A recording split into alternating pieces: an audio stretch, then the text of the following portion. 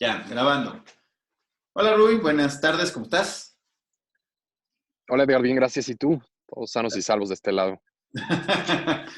Oye, estoy viendo que atrás se ve una luz ahí medio rara, ¿no se ve medio místico el tema? Ah, no, no, una No, luz. la mía, la mía. No, no, no, te ves como en un área de trabajo, pero no, se ve que estás como en la oficina o algo así. Bueno, Eh, bueno, pues el tema de hoy, bueno, seguimos con esta serie que hemos estado preparando acerca de cómo vivimos el riesgo y todas sus manifestaciones. Y una de las cosas que estamos visitando son temas de historia, o momentos de la historia de la historia de la economía en los cuales se ha manifestado una situación de riesgo descontrolado, bueno, muy acelerado, y queremos platicarlo con las personas que ven nuestros videos, ¿no? Hoy, pues, sí. vamos a hablar de la Gran Depresión de 1929. Ahora sí que, evento famoso, cada vez que alguien piensa en tragedias económicas, piensa en la depresión del 29, ¿no? Así Este, es. Es la referencia, ¿no? sí, Todavía. esta va a estar peor o no tan peor, ¿no? A partir de ahí, Exacto. pero bueno, como en todos los casos anteriores, Rui, por favor, preséntate, quién eres, qué haces, qué sabes, ¿no? Sí. Gracias, Edgar. Pues bueno, yo, aparte de estar asociado para el área de ahorro e inversión con Edgar en BIC, hace 7 años que acabé la carrera en finanzas y me certifiqué como asesor en estrategias de inversión por el AMID. Decidí emprender junto con otros socios un despacho dedicado a los servicios financieros, un enfoque patrimonial, ¿no? Ayudamos a personas y a familias a administrar riesgos, a planear para su retiro, entender temas de inversiones, poder diversificar y pues, ayudarlos a tomar decisiones en el presente para que tengan un mejor futuro, ¿no? Y bueno, me apasiona mucho el tema de finanzas, todo el tema patrimonial. El año pasado me fui a Nueva York a iniciar mi certificación como consultor financiero por American College. Y bueno, pues ya de vuelta aquí en México, en este 2020 que empezó como absolutamente nadie lo esperaba, ¿no? Eh, pero bueno, bien enfocados en este tema de qué se puede hacer hoy en situaciones tan difíciles pues, para proteger un poquito de lo que hemos hecho, construido, y también cómo seguir construyendo, ¿no? Un patrimonio a pesar de este tipo de circunstancias. Bueno, como vemos, Rui Rui es el hombre metido en el tema financiero y de las finanzas personales. Y bueno, pues para los que no me conozcan, no es la primera vez que ven esto, pues, yo soy Edgar Vaqueiro, yo soy agente de seguros, soy titular de esta empresa de seguros, Seguros BIC, de correduría de seguros. Este, y bueno, si bien a mí en la parte laboral me toca mucho más el área de seguros de gastos médicos, la parte de salud, en general toda el área de riesgos me apasiona mucho, ¿no? Yo estudié Ujú. administración en el ITAM y después regresé a hacer una maestría en administración de riesgos. Ujú. Bueno, conocer esto del tema de los riesgos en todas sus manifestaciones, pues a mí es algo que me divierte, independientemente de la cuestión laboral, es algo Sí, que me divierte mucho, ¿no? Y bueno, pues Rui decía algo que es bien, que creo que nos sirve de base para empezar el día de hoy, que es esto de que 2020 empezó de una forma que nadie se esperaba, ¿no? Lo que en los mercados financieros le llaman el Black Swan, ¿no? El cisne negro, el evento no sí, predecible, ¿no? sí, Algo que no, contra lo que no te puedes preparar porque no te lo puedes imaginar, ¿no? Y bueno, pues sí, nos hemos llevado varias sorpresas grandes, importantes. Y por eso, sí, bueno, creo que es un buen momento para regresar, bueno, para eso sirve la historia, ¿no? Regresar en el ujú, tiempo a otros momentos que han sucedido cosas similares, ¿no? Lo que la gente no se imaginaba, nunca tenía o sea, en el radar, ¿no? Y sí. bueno, por eso se nos ocurrió que el tema de la crisis de 1929 podría ser interesante, ¿no? Así es. Entonces, bueno, pues tenemos por aquí algunas imágenes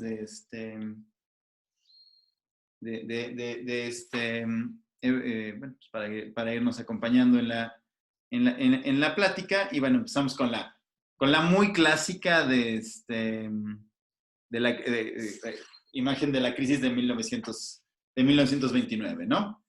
Sí, Montonal de gente pues comprando sopa, ¿no? sí, sí, sí, Pero sí, no sí, sí. comprando, obteniendo sopa regalada. ¿Sí se ve la imagen en grande? ¿Ahí la ves en grande en tu pantalla? ¿O nada más ves el cuadrito? Se ve como el cuadrito nada más. Se ve, digamos, como toda la interfaz de la presentación. Creo que como tú la Ah, ok, ves. pues déjame lo muevo para que tengamos la imagen completa, que es el chiste de esto. Un segundo.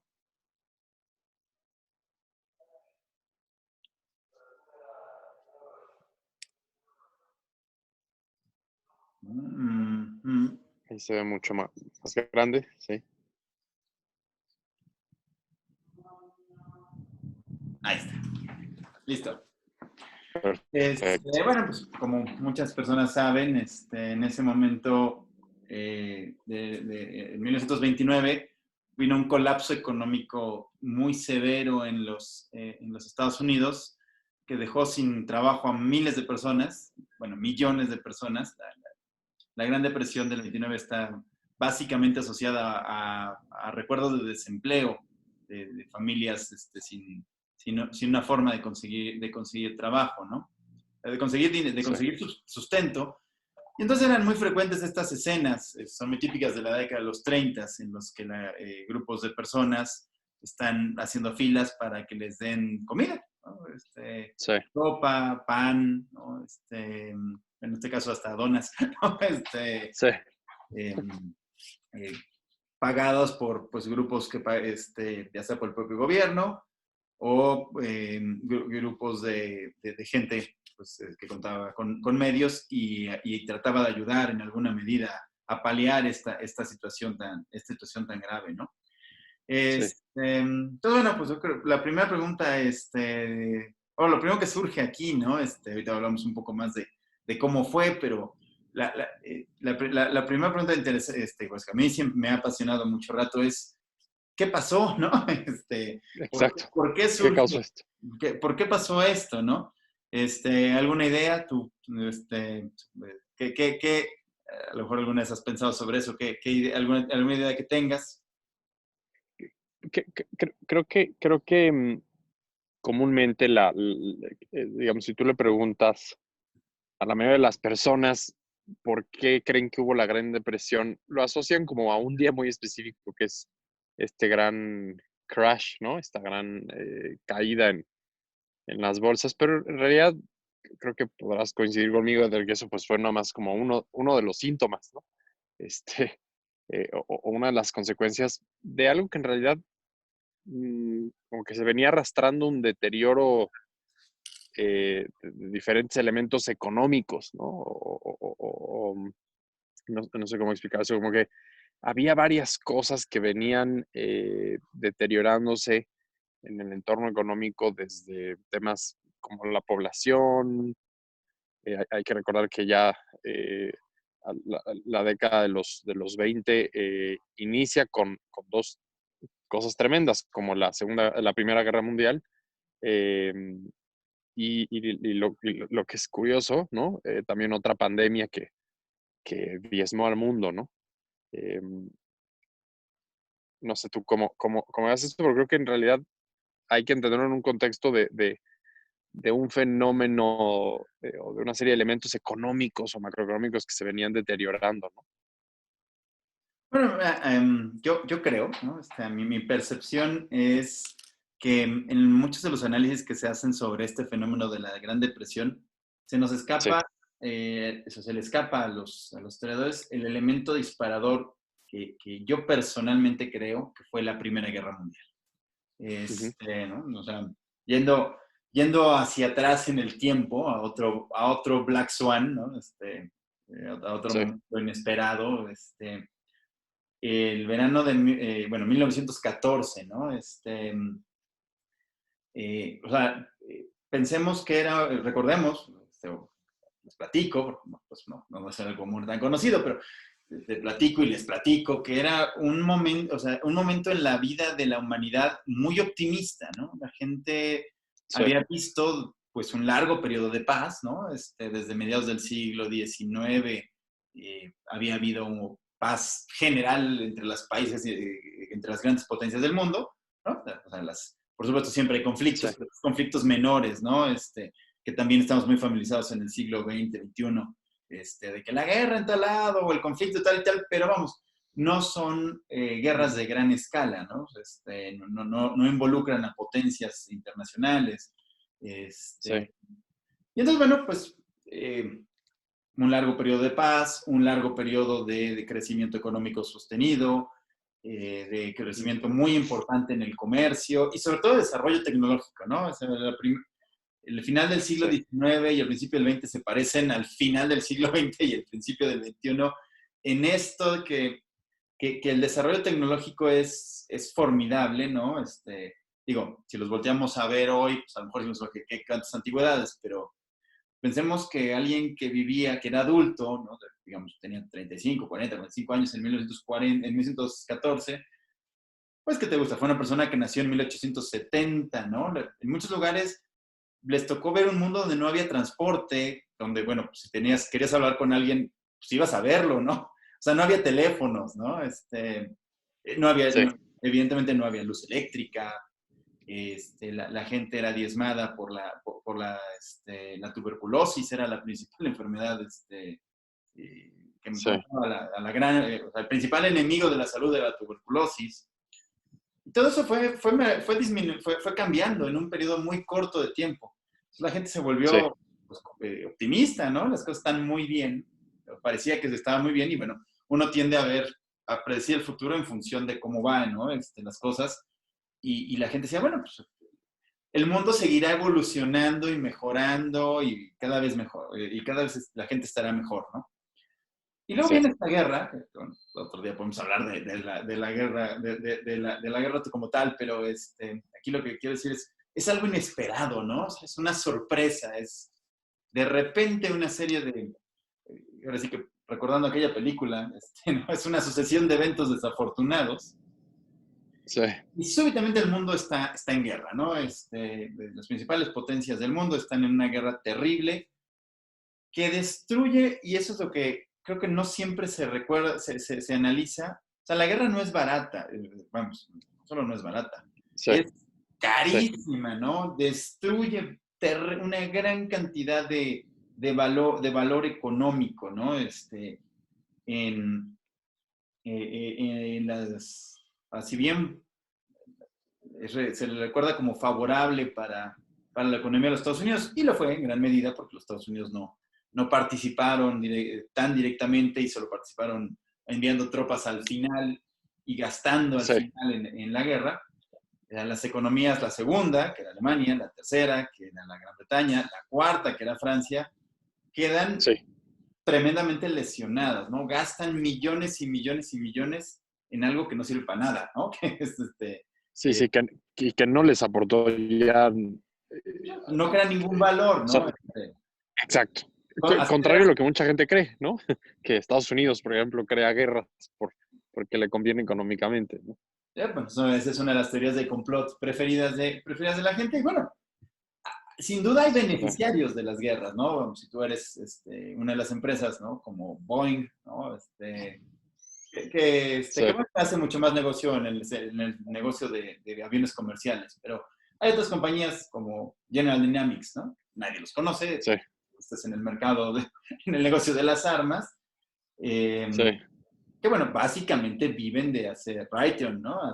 Viven de hacer equipos bélicos, ¿no? Ellos hacen sí, muy buen negocio cuando hay un conflicto bélico, ¿no? sí, claro.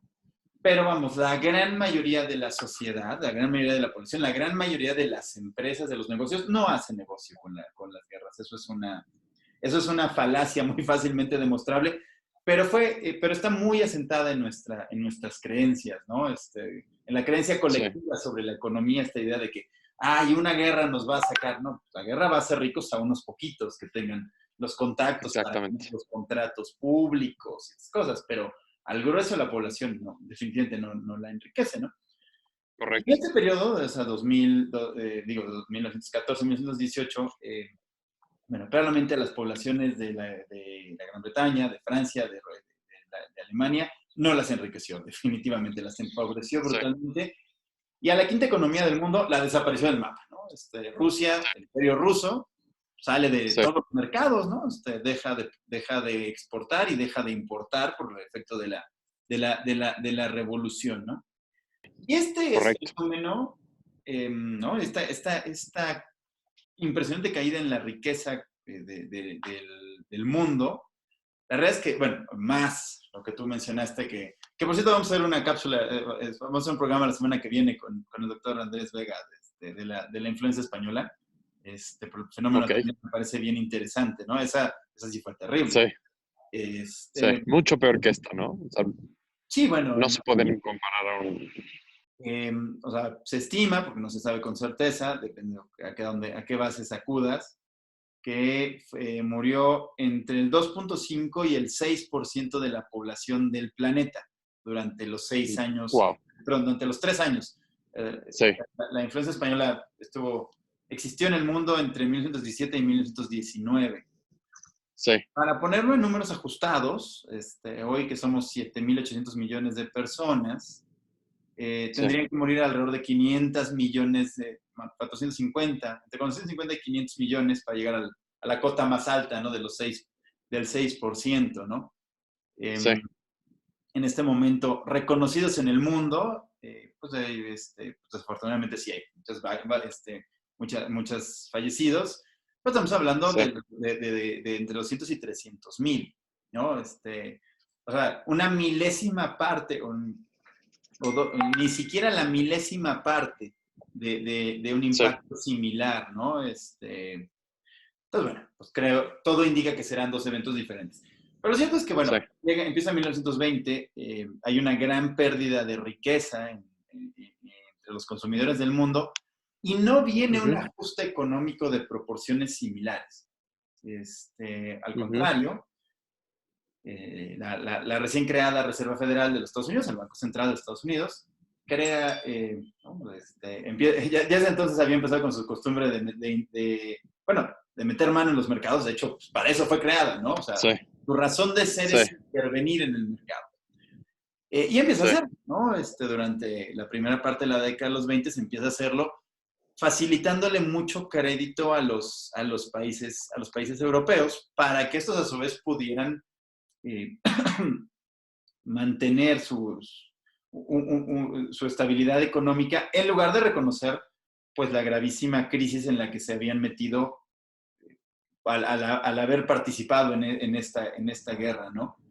Entonces, de alguna este manera, conflicto, claro. la Fed creó una ilusión, ¿no? Una ilusión Sí, de prosperidad durante la primera parte de la década de los 20, toda la década de los 20, sí,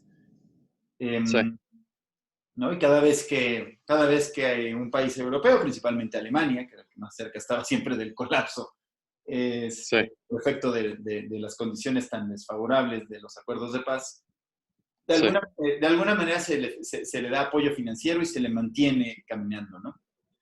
sí, Y esto lleva, bueno, a que se forma una burbuja, lo que le llamamos una burbuja, ¿no?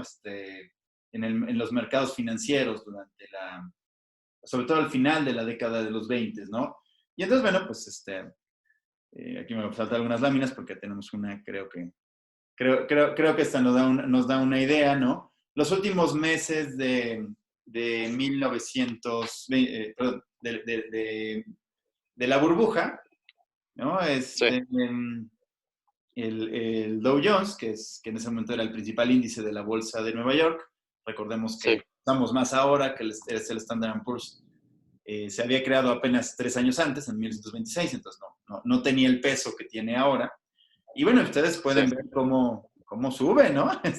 Y esto o sea, y esto viene desde mucho más atrás, ¿no? Sí. Y esto es muy empujado por la liquidez que le mete la Reserva Federal a los mercados.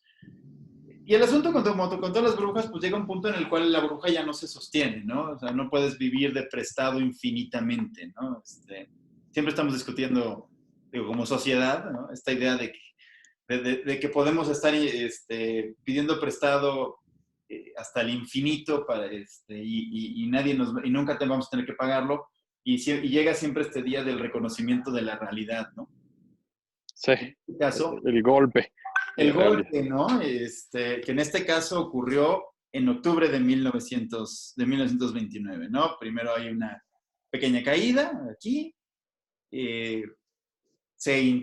los bancos se organizan, en aquella época, bueno, la intervención del gobierno era mucho menos activa que ahora.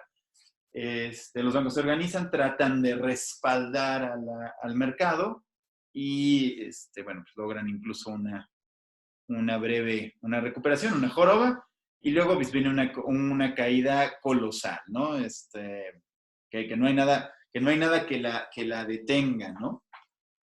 Y aquí tenemos pues algunos números de cómo se ve esto, ¿no? La tasa, por ejemplo, el efecto en la tasa de desempleo, ¿no? Sí. Obviamente Es impresionante, ¿no? es impresionante. ¿Qué sucede? Bueno, pues se acaba el crédito, ¿no? O sea, cuando los bancos se ven pues muy comprimidos por la caída en sus posiciones accionarias, porque bueno, en aquella época los bancos participaban en los mercados de capital, ahora están prohibidos. Sí. Digo, están prohibidos, pero como suele ocurrir con todas las prohibiciones, la prohibición dura lo que tarda alguien en darle la vuelta, como quedó demostrado en 2008, ¿no? Exactamente. Pero bueno, hoy las instituciones financieras no pueden intervenir, no pueden participar con el dinero de los ahorradores en los mercados financieros, ¿no? No pueden utilizar el dinero de tu chequera para financiar compra de acciones. En aquella época lo podían hacer. Y entonces, bueno, pues cuando viene la caída de precios tan espectacular, los bancos se ven pues muy limitados en su capacidad de crédito, ¿no? Sí. Y como la gente deja de tener ese crédito, bueno, las empresas, los comercios, ¿no? Pues empiezan a tronar, ¿no? Y empiezan a despachar empleados, ¿no? Y ahí vemos que para 1933 una cuarta parte de la población económicamente activa de los Estados Unidos Productiva, sí. está desempleada, ¿no? O sea, no tiene trabajo, Impresionante. ¿no? Nunca más ha vuelto a suceder. Bueno, salvo tal vez hoy, ¿no? Los números de desempleo en Estados Unidos son terribles, son a raíz de escalofriantes. Son escalofriantes y se van asimilando pues a 1933, ¿no? Pues, además esto es muy rápido, digo, lo de hoy es muy rápido, porque en aquella época, pues como ven aquí, fueron 4 años, ¿no? Para llegar al 25% de desempleo. Hoy Sí. no sé, ese dato sí no lo sé, no sé cómo vamos, ¿no? O sea, sé que hay que 30 millones de personas desempleadas en las últimas 4 semanas, ¿no? Sí, por ahí va la cifra exacta. Pero bueno, y bueno, digamos que es una señal muy preocupante del estado actual de la economía. Pero bueno, sabemos que el problema actual es un problema en este momento al menos es un problema derivado de una situación externa a la economía, ¿no? Pues es la Sí. pandemia, ¿no? ¿Cuánto Sí. tiempo tardará si no hay una recuperación pronta de la actividad económica en convertirse en un problema económico? Bueno, eso sí, cada quien que lo adivine, ¿no? Sí, es pura especulación. Eso es Billy Vulgar especulación, Pues bueno, no entremos mucho en eso, pero bueno, volviendo a nuestro tema de 1929, ¿no? De la crisis, bueno, pues Sí, aquí vemos como la profundidad de la agudización del problema del desempleo, ¿no? Y bueno, pues eso nos regresa a la lámina inicial, ¿no? sí. Por eso hay estas filas de personas formadas. Que me da la impresión, Eder, que hoy no ves esas filas. Bueno, a lo mejor en los bancos afuera aquí en México, ¿no? Que no dejan pasar más que 5 personas. Eh, pero si tú ves las solicitudes, por ejemplo, en Estados Unidos, hoy las solicitudes de apoyo por desempleo, ¿no? En Estados Unidos, pues se hacen vía telefónica o de forma digital, ¿no? O medios electrónicos, pero debe haber seguramente un listado, debe haber gráficas que reflejen, así como esa foto representa la gravedad de la situación en el 29, lo grave que está haciendo para millones de desempleados hoy en Estados Unidos y en el mundo, ¿no? Porque en México creo que ya todos los nuevos empleos que se generaron en 2019 los perdimos en un par de semanas, ¿no? Eh, es impresionante también la magnitud, ¿no? Nada que ver con el 2008, 2009, ¿no? Por lo menos en empleos perdidos. Bueno, pues es que aquí es donde está la lección de esto, ¿no? Cuando se paraliza, eso es distinto, ¿no? Porque esta crisis es una crisis de algo que tiene cerrada la economía, ¿no? Y todavía no se convierte en una crisis económica per se, ¿no? Sí, sí, Que esperemos, insisto, no ocurra, ¿no? Y eso tendrá que ver con la velocidad con la que se abran bueno, se reactive la actividad, se vuelve a permitir que se abran los comercios, que se abran las empresas, que la gente vuelva a trabajar, sí, que no se pierda la confianza, ¿no? O sea, bueno, hasta hoy, pues muchas empresas, nosotros mismos, ¿no? Estamos sí, sosteniendo la nómina, ¿no? Estamos pagando nóminas normales, la gente está trabajando a distancia como si estuviera en la oficina, exacto, pero muchas empresas exacto. no pueden hacer eso, ¿no? O sea, muchas empresas eh, no pueden estar pagando una nómina en forma, o sea, por meses y meses sin vender, ¿no? Ya no me refiero Exacto. solo a las grandes, empresas medianas, perdón, no solo a las pequeñas, incluso empresas Sí, medianas y empresas grandes no pueden permitirse pagar 3 meses de nómina sin vender nada, ¿no?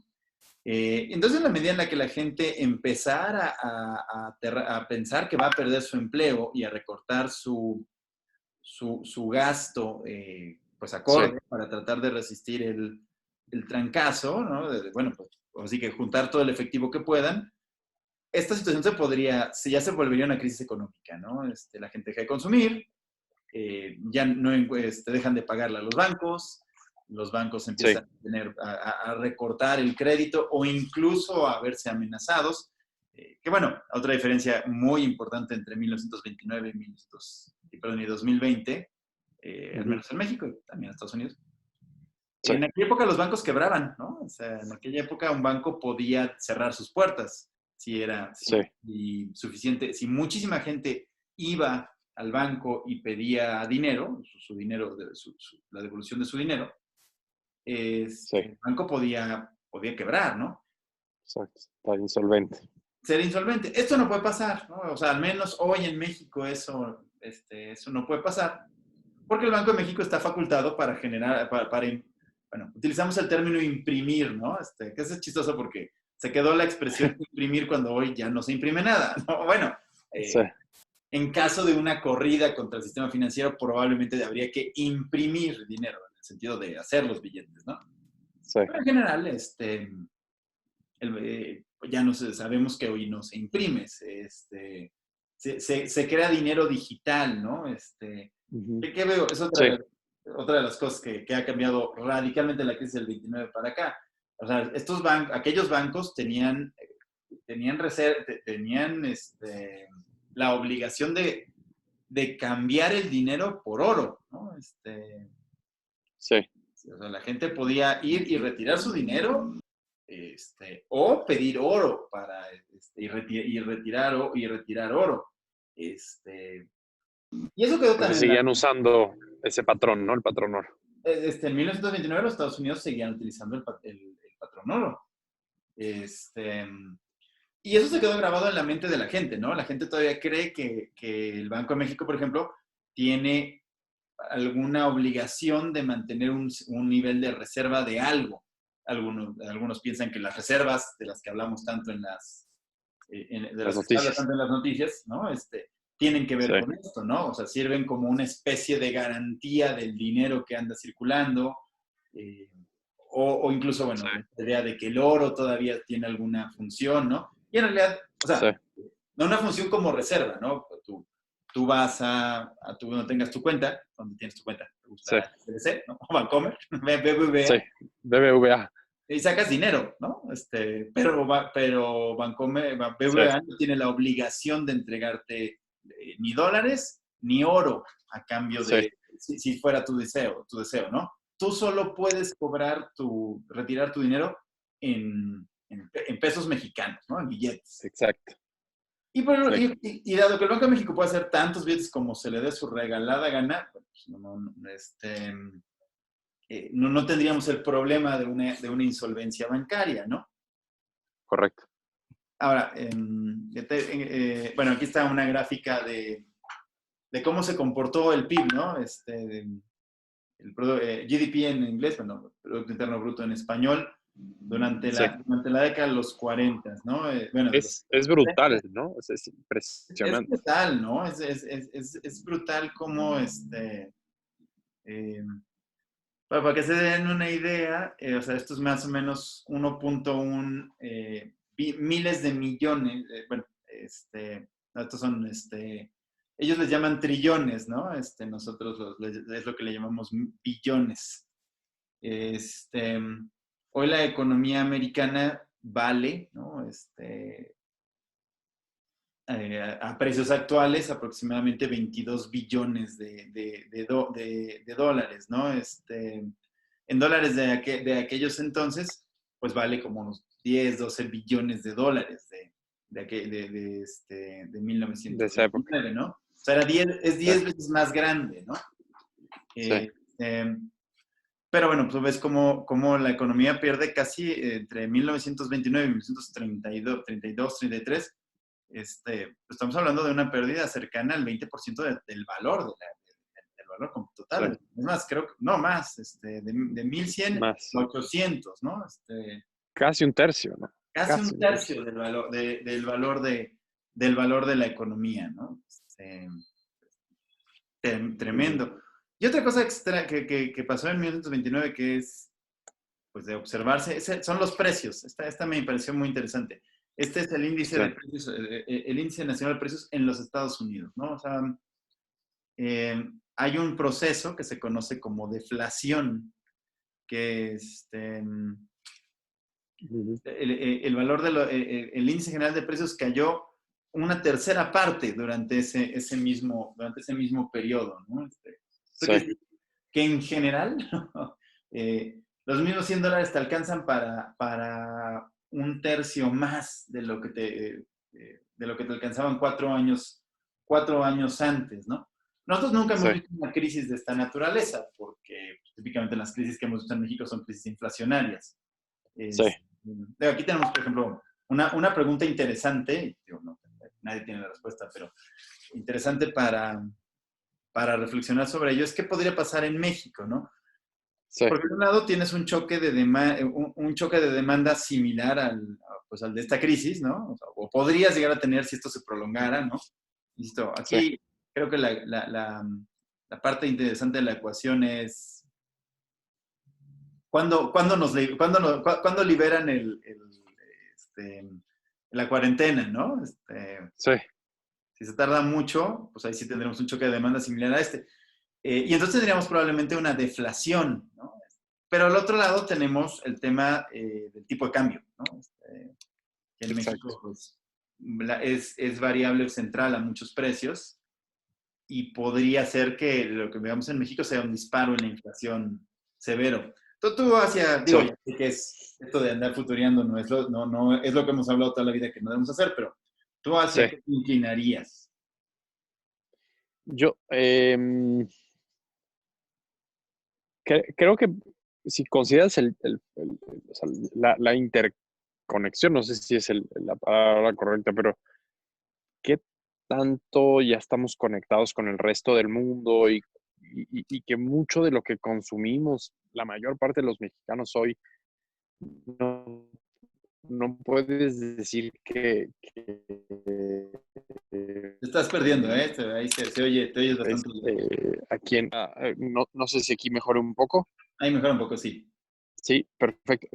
Yo lo que creo es que sí hay un mayor riesgo de ver problemas inflacionarios.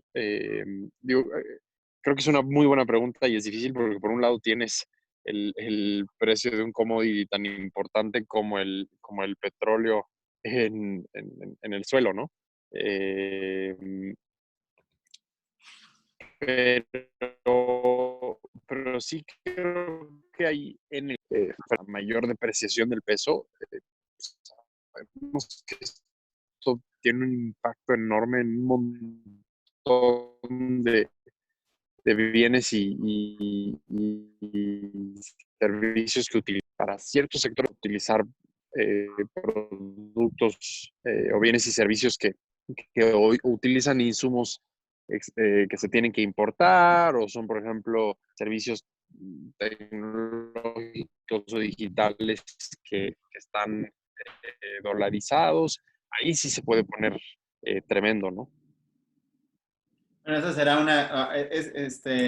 bueno, a ver, les cuento un poco a qué se refería Rui, porque sí, la conexión se está poniendo muy mala, y él lo que dice es, dado que hay tantos productos en la economía mexicana cuyo precio está indirectamente dolarizado, eh, es más, él se inclina más por la posibilidad de un incremento severo en la inflación que por un proceso deflacionario similar al de la crisis del 29. Yo la verdad es que no sé dónde me ubico, o sea, insisto, no quiero hacer esta predicción, pero o sea, el choque de ¿A demanda, cuál le apostarías más? este, creo que también me sumo contigo a la idea de la inflación, pero no me atrevería a hacer una apuesta. Y además las cosas pueden ocurrir, o sea, ambas cosas pueden ocurrir, ¿no? Sí, Primero podría darse una situación de deflación, ¿no? sí, Que llevara a la quiebra de muchísimos negocios y luego una situación de inflación que sí. acabara, que termina por barrernos, ¿no? Por barrer lo que quedara del valor sobre todo de los ahorros de la gente que hubiera salvado algo, ¿no? Y bueno, pues Exacto. ya para terminar esta plática, te muestro esta última. Esta es la historia Sí, completa de cómo terminó, bueno, de cómo se fue desarrollando la Gran Depresión, ¿no? El cacho que vimos al principio, pues fue este. Este, y después, bueno, alguna recuperación durante 1930, y luego continuó bajando, bajando, bajando, bajando, hasta que la bolsa perdió pues más del 50% del valor que tenía sí, en 1929, ¿no? Y esto pues impresionante.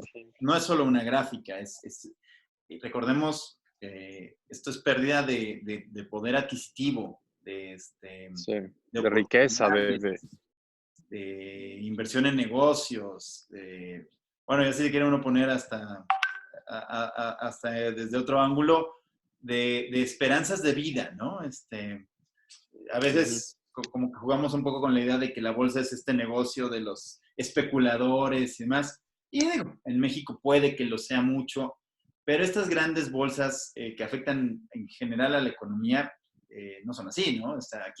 Ahí van los ahorros de millones de personas, ¿no? así es.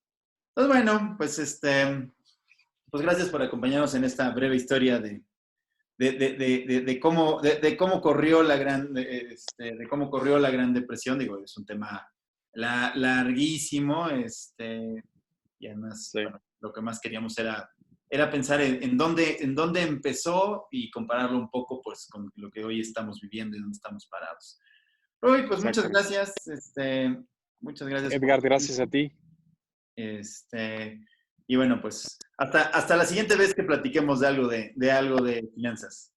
Entonces les Perfecto. platico que va a haber la semana que viene. Rui va a ser le va a contestar preguntas acerca de instrumentos financieros y las posibilidades en este entorno de dónde guardar dinero. También lo estaremos compartiendo en el canal de YouTube cuando esté listo. Rui, pues Exacto. gracias, buena tarde. Edgar, gracias a ti. Muchos saludos a todos.